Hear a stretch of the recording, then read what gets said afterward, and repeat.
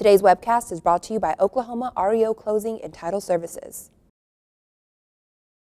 Mid-tier banks view the Dodd-Frank Act Stress Test process as more important than the results, and the NAFCU expresses concerns over potential privacy and reputational risk presented by the CFPB's Consumer Complaint Database. Ahead on Monday's News Wrap.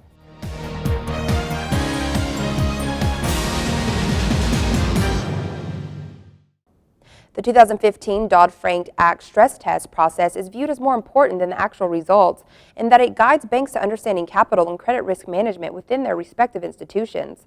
Fitch Ratings examined the Dodd-Frank Act Stress Test process and results, finding that steps taken to gather the data for mid-tier regional banks are a positive development. The stress test process reviewed 60 mid-tier banks and applied the severely adverse scenario, which included a 50% decline in real estate prices and a nearly 60% decline in equity markets over a period of multiple years.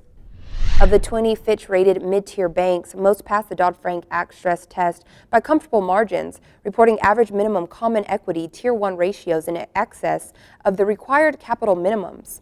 The average minimum common equity Tier 1 ratio of the Fitch-rated banks over the 9-quarter evaluation period into December 2016 is 9.9%, nearly double the minimum 5% threshold.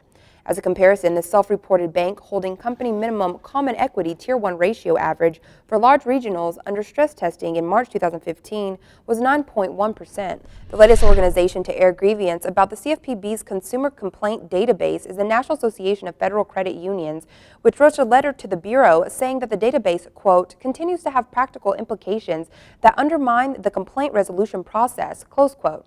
The NAFCU expressed concerns over potential privacy and reputational risk presented by the complaint narratives in the database. You can check out these stories and the latest happenings in the industry right here on our site. Thanks for joining us. We'll see you again on Tuesday. Until then, stay with DSNews.com for all of your most relevant default servicing news.